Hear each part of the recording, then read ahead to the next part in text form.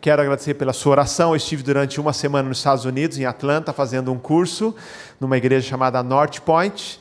É sempre um privilégio, de vez em quando eu vou aos Estados Unidos estudar. A gente volta cheio de ideia, porque tudo é grandioso, essa é a verdade. Eu costumo dizer que você ir numa igreja americana é como você ir no Hopi Hari e depois ir na Disney.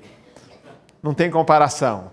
Então, 3.000 pessoas, uma igreja com 25 mil membros, e eu, na verdade, como tinha um domingo só, porque quando eu falto 12 o pessoal reclama muito, então eu faltei um só, eu fui em 3 igrejas num domingo só. Eu fui de manhã, almocei, fui para outra igreja e fui à noite na outra igreja. Conheci lá a Decatur Church, a Passion Church, a North Point, que já conhecia, frequentei um tempo quando fui pastor lá nos Estados Unidos, mas é um privilégio e poder ouvir e aprender um pouco mais, principalmente sobre ser igreja no século XXI, porque tem desafios tremendos. Eu, na verdade, eu não tenho as respostas todas, mas eu sei que é um mundo de grande desafio e que nós, como igreja, queremos caminhar pela fé, descobrindo qual é a melhor maneira de pregar o evangelho, inclusive, porque foi a ênfase do curso, para a nova geração.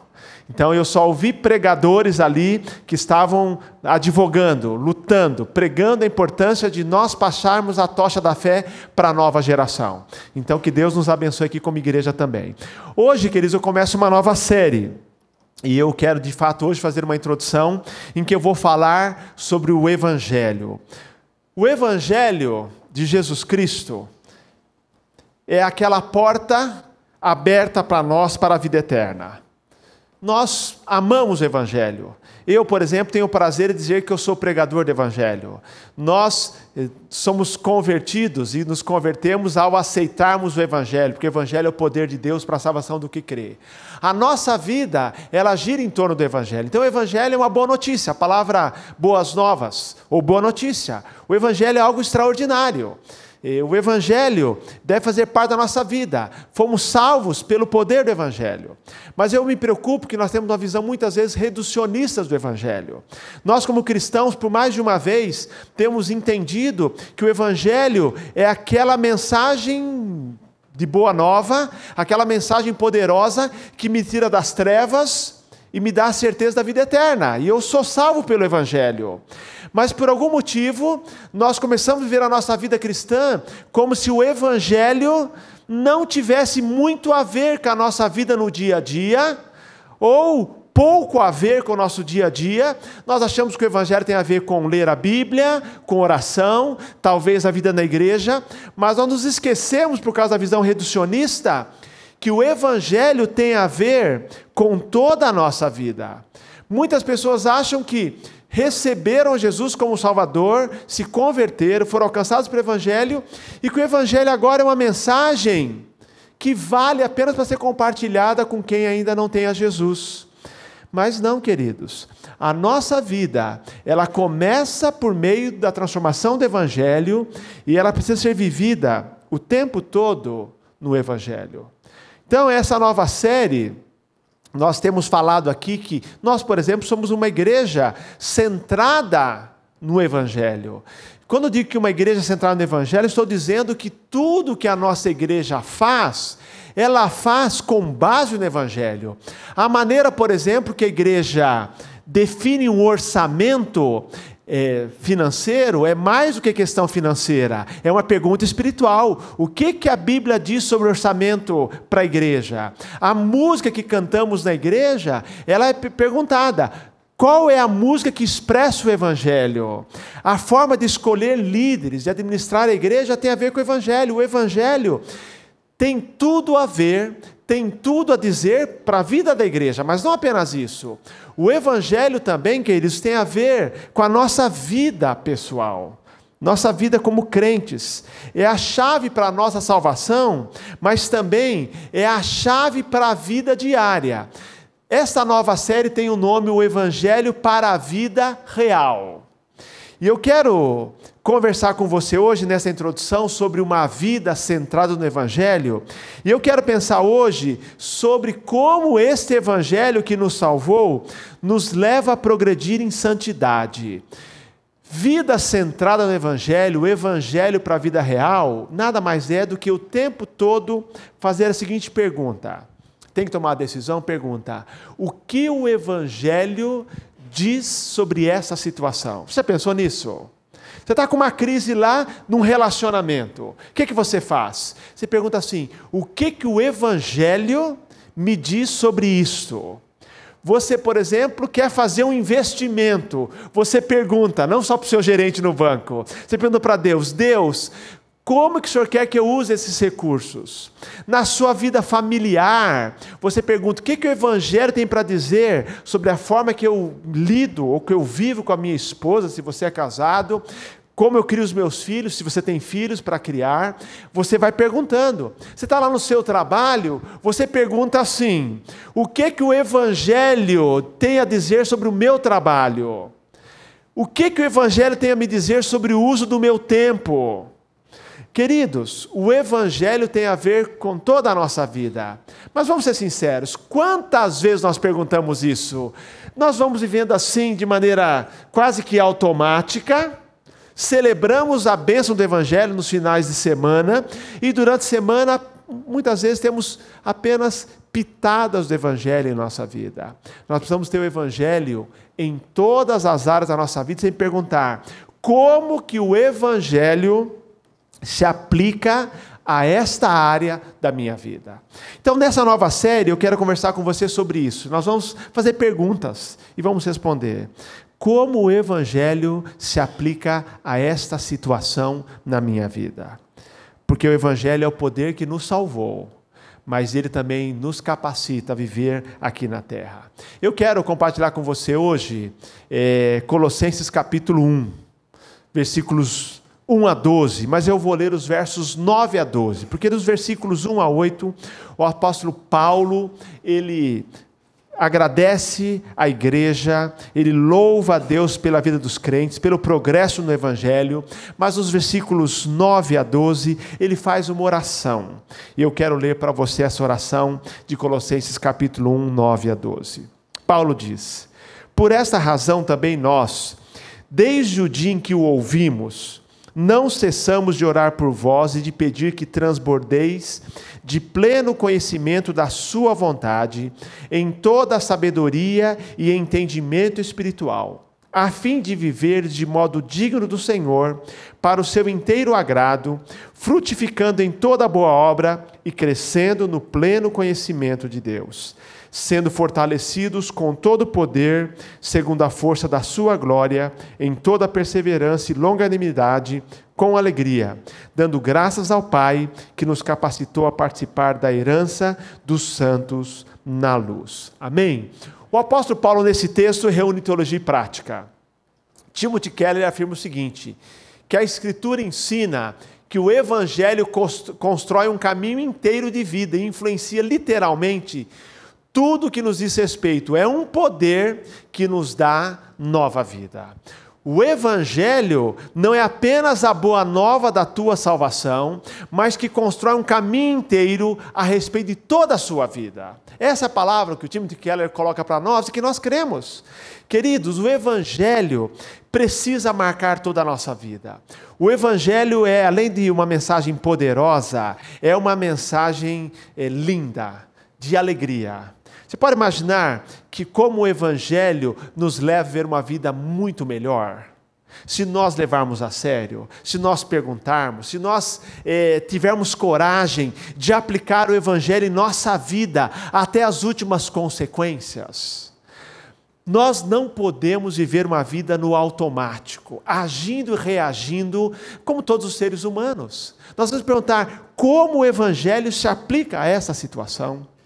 Quando eu leio a vida do apóstolo Paulo, e vai ser um dos temas que eu vou abordar aqui ao longo das semanas, quando a gente lê a história do apóstolo Paulo, ele fala que quando ele se converteu, ele fala a respeito do seu passado da seguinte maneira: tudo que eu já conquistei eu considero como perda, porque eu quero conhecer a Cristo, a sublimidade do seu conhecimento é mais importante para mim. E a partir daí, por que Paulo foi tão efetivo na sua vida cristã e na sua vida missionária? Porque o Evangelho se tornou central. A partir daí, Paulo definia a sua vida em termos do Evangelho. O que o Evangelho espera de mim, o que eu devo agir e como eu devo reagir, ele viveu intensamente. Nós, queridos, faremos uma grande diferença à medida que nós permitirmos que o Evangelho marque toda a nossa vida. O apóstolo Paulo, na segunda carta aos Coríntios, capítulo 2, versículos 14 em diante, fala que nós somos o bom perfume de Cristo.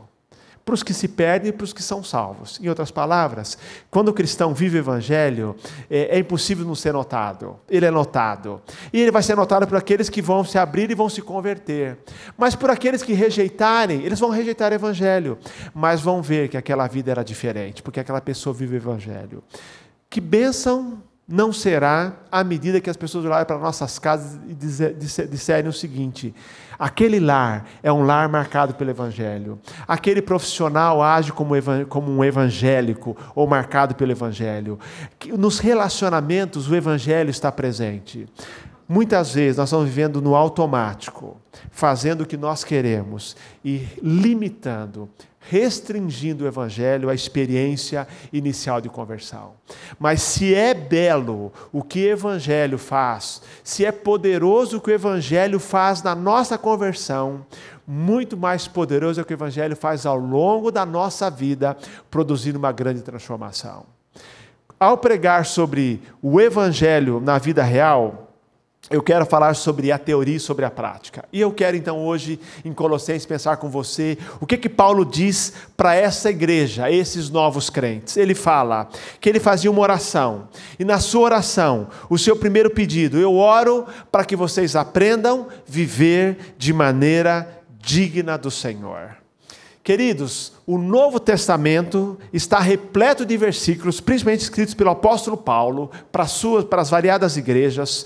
Tessalônica, por exemplo, ele escreve, para os Colossenses, para os Efésios, em que ele fala que ele orava para que aqueles novos crentes aprendessem a viver uma vida digna do Senhor. O que significa isso?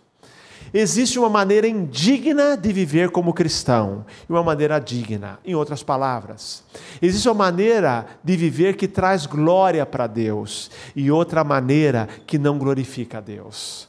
O apóstolo Paulo fala em Filipenses 1:27, vivei acima de tudo de modo digno do Evangelho de Cristo, para que, ou indo ver-vos, ou estando ausente, ouça no tocante a vós outros, que vocês estão firmes em um só espírito, com uma só alma, lutando juntos pela fé evangélica. A Efésios 4, ele diz assim: rogo-vos, pois eu, o prisioneiro no Senhor, que andeis de modo digno da vocação a que vocês foram chamados. Em outras palavras, nós que não éramos dignos da salvação, fomos salvos pelo Senhor Jesus e agora Ele nos incentiva que a nossa vida glorifique a Deus, viva de maneira adequada, correspondente com o Evangelho. Por isso a pergunta: como que o Evangelho se aplica a esta situação?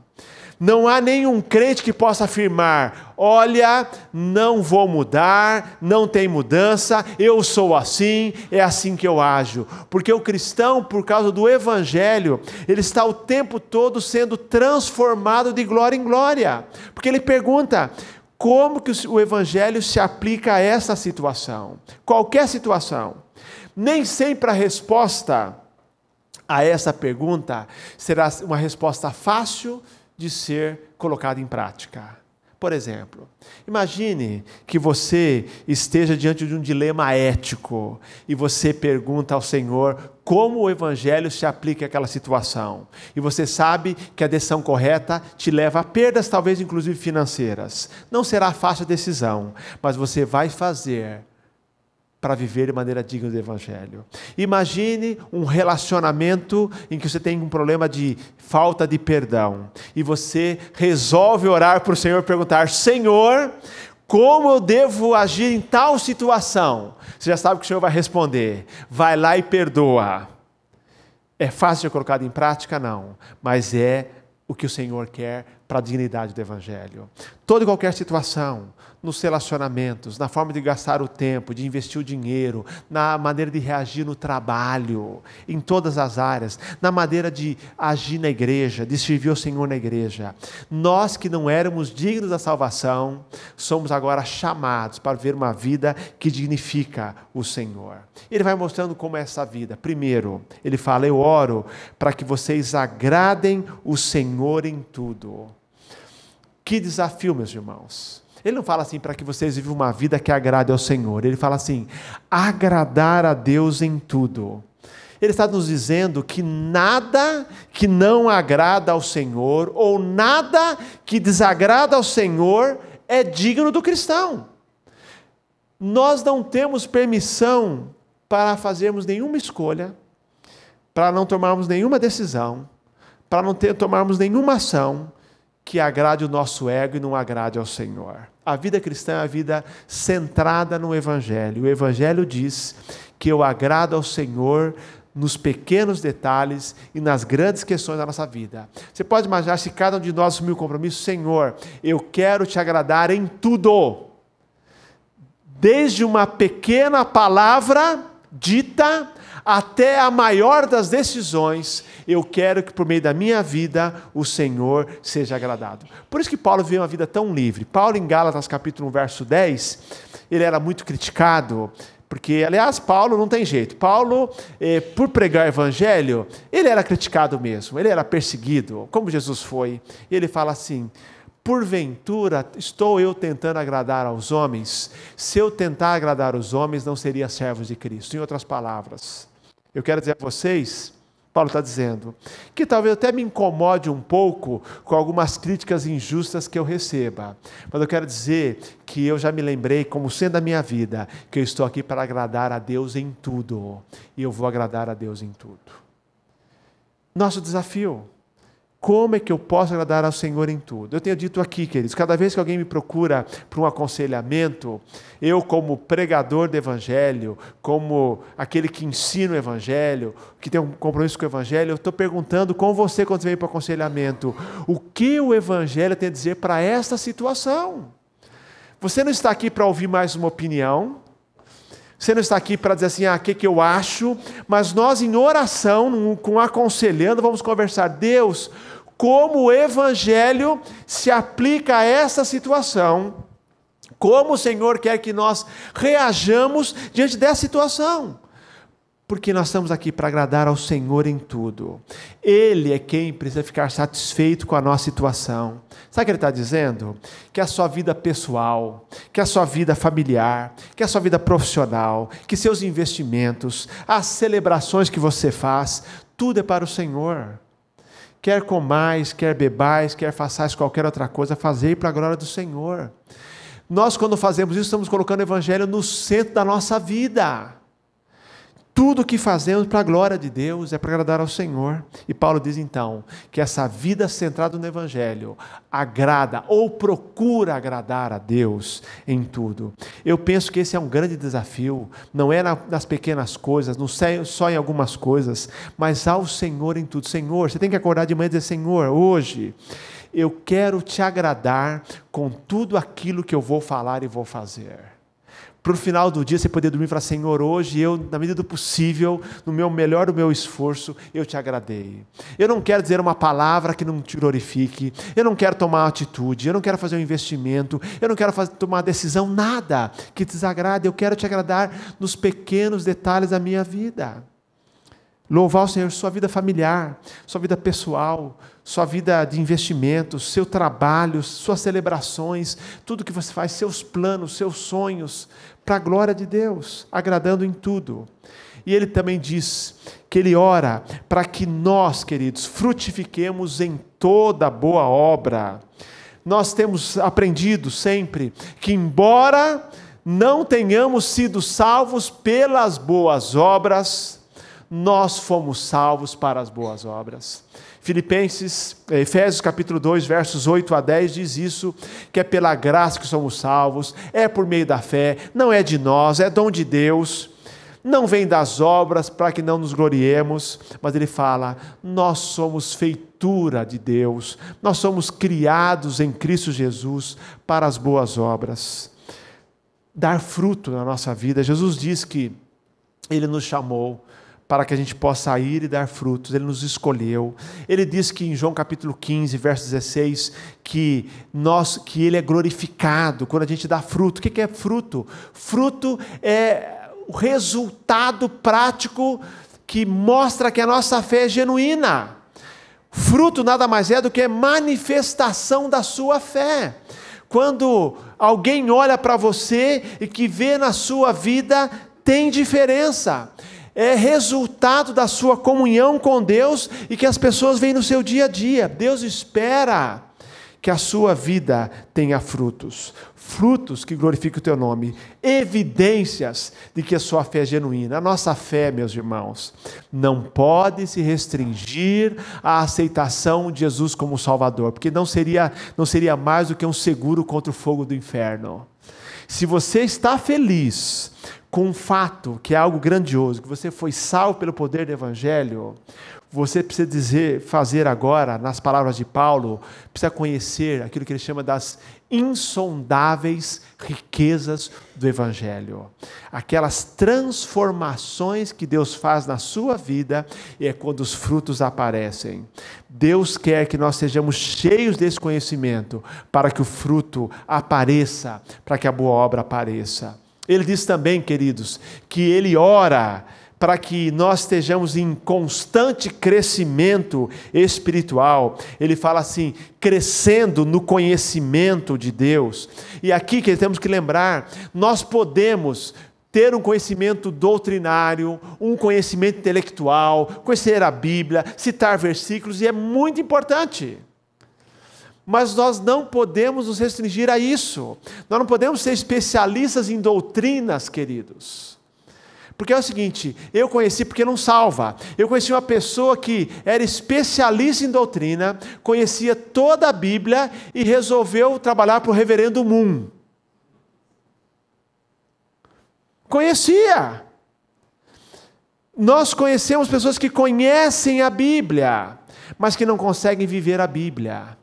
Quando ele fala no conhecimento, está falando assim, do conhecimento sim, bíblico, um conhecimento dos fatos do Evangelho, das verdades do Evangelho, mas que são vividas na comunhão com o Senhor. É o conhecimento experimental, é aquele conhecimento que Paulo vivenciou. Paulo era um intelectual quando o assunto era Velho Testamento, mas ele se encontrou com Jesus e mudou a sua vida completamente. Agora esse evangelho que estava até oculto para ele, que ele entendia só tecnicamente, mudou a sua vida. Por que Paulo era um apaixonado? Essa semana eu estava lendo ainda, queridos, o seu histórico de vida ministerial.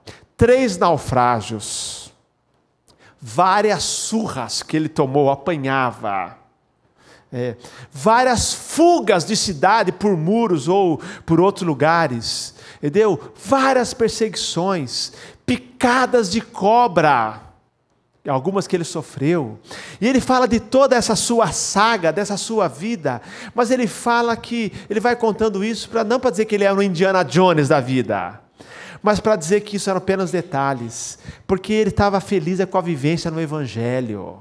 Ele estava feliz porque tem pessoas se convertendo.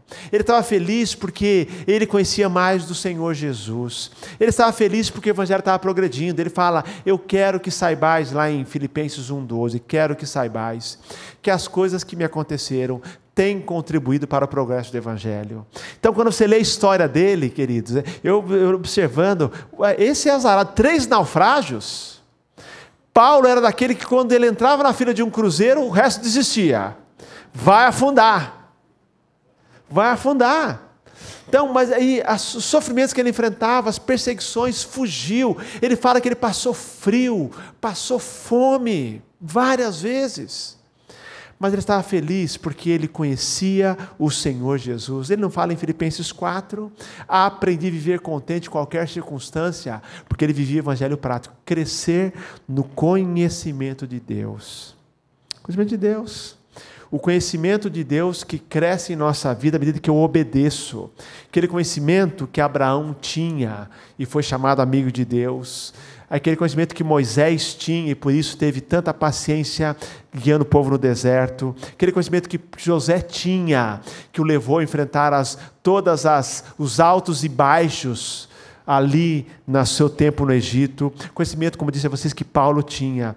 É um conhecimento maravilhoso, que Paulo fala que é um conhecimento sublime, considera tudo como perda, por causa da sublimidade do conhecimento de Cristo. Oséias diz: conheçamos e prossigamos em conhecer o Senhor. Jeremias diz que não há nada do qual nós devemos nos gloriar, exceto uma coisa: se alguém se gloriar, se glorie no Senhor, e saber que Ele é o Senhor, faz misericórdia, e se glorie, diz Ele, em me conhecer. Então a Bíblia diz: o que se gloriar, glorie-se nisso, em me conhecer, diz Deus, e saber que eu sou o Senhor. Faço misericórdia, juízo e justiça, porque dessas coisas me agrado. Então você pode dizer assim: olha, eu me alegro. Se há alguma coisa do qual eu me alegro é saber que eu estou conhecendo melhor ao Senhor. Não é um momento em que você se autocongratula e diz assim: eu sou melhor. Não, mas você se alegra sabendo que hoje você conhece o Senhor melhor do que ontem. Que você está caminhando, está crescendo nessa fé. Que o conhecimento seu é mais do que o conhecimento bíblico, é um conhecimento prático. Cheios do conhecimento de Deus, do seu caráter, dos seus caminhos, da sua fidelidade, do seu amor, crer naquilo que Ele diz que você é. Essa é uma vida centrada no Evangelho. E ele termina dizendo que também esta vida marcada pelo Evangelho é uma vida que se fortalece nas tribulações. Ele diz: sendo fortalecidos com todo o poder, segundo a força da sua glória, em toda perseverança e longanimidade com alegria. Ele termina dizendo, queridos, que o Evangelho em nossa vida nos ajuda a enfrentar tribulações. Se há alguma coisa certa na vida, e na vida cristã, é tribulação. Hoje eu quero dizer a vocês que na classe de batismo fiquei até espantado, sabendo quantos estão enfrentando tribulações, como Giovana, família e tantos outros, por causa do Evangelho da fé em Cristo. Você sabe das tribulações que você enfrenta na sua família. Você sabe das tribulações que você enfrenta quando decide servir melhor ao Senhor. Essa é a verdade. Tribulações. Mas ele diz aqui, queridos, que o Evangelho, o poder do Evangelho, nos fortalece para enfrentar as tribulações. Como diz Paulo em Romanos capítulo 5. Que a tribulação produz a perseverança a experiência, e a experiência a esperança. E a esperança não decepciona, porque o amor de Deus foi derramado em nossos corações. Você enfrenta tribulação, cresce na perseverança, na paciência. Cria maturidade, que é a experiência. Essa experiência te leva a ter certeza, que é esperança, não é? Eu espero, não, tenho certeza do amor de Deus na minha vida e que Ele está no controle.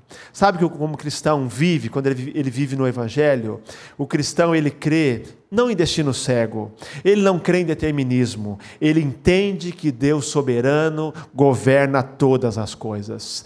Tem coisas que nos pegam de surpresa, mas nunca surpreende a Deus. Ele está no controle. Quando você passa por circunstâncias difíceis, pelo poder do Evangelho, você não murmura, você não lamenta, você suporta em Cristo, porque você sabe que quem precisa estar no controle, que é Deus.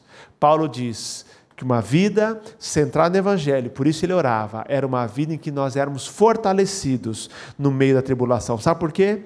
Tribulação, humanamente falando, só produz desespero, desesperança e medo. Mas a tribulação, quando nós vivemos e perguntamos para o Senhor, aquela pergunta clássica: o que o Senhor quer me ensinar com esta situação? Como o Evangelho se aplica a essa situação? O que o Senhor quer ensinar? Como eu posso crescer com isso? Nós realmente somos fortalecidos. Queridos, o Evangelho diz respeito a toda a nossa vida. o Evangelho não diz respeito somente àquele momento maravilhoso da nossa conversão. O Evangelho tem que permear cada aspecto da nossa vida. E o Timothy Keller diz que expressa de forma positiva, o Evangelho transforma o nosso coração e nossa mente e muda a nossa maneira de abordar praticamente tudo na vida. Se você olha para o Evangelho, tudo muda na sua vida, a maneira de encarar e viver. E ele diz mais ainda, a compreensão verdadeira do Evangelho de Cristo resultará em transformação na plenitude cada vez maiores em todas as dimensões da vida que foram atingidas pela queda. Em outras palavras, queridos, a queda afetou tudo. A minha vida, os meus relacionamentos, o que eu falo, como eu lido com o tempo, com o dinheiro, tudo na nossa vida. Mas o Evangelho vem redimir cada aspecto da minha vida que foi afetada pelo pecado. Esse é o Evangelho para a vida real. O Evangelho, meus irmãos, não é aquela boa notícia que apenas nos salvou, que já seria algo extraordinário, mas que nos salvou, e a salvação prossegue, Ele transformando cada área da nossa vida. O plano de Deus para cada crente é que tenhamos uma vida centrada no Evangelho, porque o Evangelho faz diferença em todas as áreas da nossa vida para a glória de Deus. Amém? Eu queria orar com você agora. Eu queria que nós ficássemos em pé por um instante. Eu queria que nós hoje orássemos ao Senhor, louvando a Ele, por causa do poder do Evangelho, o poder do amor de Deus revelado no Evangelho, transformou a nossa vida no dia em que nós aceitamos Jesus. Mas esse poder de Deus não foi todo ele utilizado ali. Ele continua ao nosso dispor e Ele está agora produzindo uma transformação que nós conhecemos como santificação, mudando cada área da nossa vida, desde que nós permitamos. Que a gente possa pedir que agora esse poder do Evangelho atue em cada área da nossa vida. E essa semana o meu desafio para você é que você em cada situação apenas faça uma pergunta para Deus. Talvez você nem tenha a resposta, vale a pena a pergunta: Senhor, como o Evangelho do Senhor se aplica a essa situação que eu estou vivendo? O que o Evangelho tem para me dizer para essa situação? Como agir, como reagir, o que fazer, o que não fazer, o que dizer, o que não dizer, onde ir ou onde não ir? O Evangelho. Esse Evangelho é poderoso. É o Evangelho, esse poder do Evangelho que Paulo chama de poder da ressurreição de Jesus, que está nos levando a ver uma vida santa. Vamos pedir ao Senhor que a nossa vida seja marcada pelo Evangelho, mudando cada aspecto da nossa vida, redimindo da queda a nossa vida familiar, a nossa vida profissional, os nossos relacionamentos, a nossa vida financeira, os nossos sonhos, tudo que nós fazemos, que seja para a glória de Deus. Vamos pedir ao Senhor para que isso seja uma verdade, que Ele redima em nossa vida, porque há um poder. Não vamos restringir o Evangelho àquele momento inicial, por mais maravilhoso que seja. Deus tem mais para nós. Vamos orar ao Senhor. Fale com Deus agora. Peça a Ele que esse Evangelho marque a sua vida todos os dias desta semana.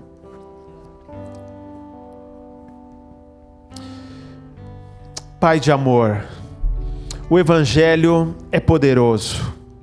O Evangelho que nos salvou é o Evangelho também que está transformando a nossa vida. Mas nós queremos pedir perdão que muitas vezes nós não permitimos que o Senhor transforme a nossa vida. Nós restringimos o Evangelho como algo ali do início da vida cristã. Pai de amor, que a partir de hoje saímos daqui mais conscientes que o Evangelho tem as respostas, tem o poder para cada situação e área da nossa vida. E nós queremos ver uma vida centrada no Evangelho, uma vida em que tudo o Senhor seja glorificado. Nós queremos ver uma vida digna do Senhor. Nós queremos, Pai, te agradar em tudo. Nós queremos crescer em toda boa obra, ou fazer toda boa obra. Queremos crescer no conhecimento de Deus e queremos do fortalecimento para as tribulações. Que em cada área dessa nossa vida, o Teu Evangelho esteja muito presente e seja mais do que uma mensagem, seja poder. É a minha oração, em nome de Jesus. Amém, Senhor. Amém.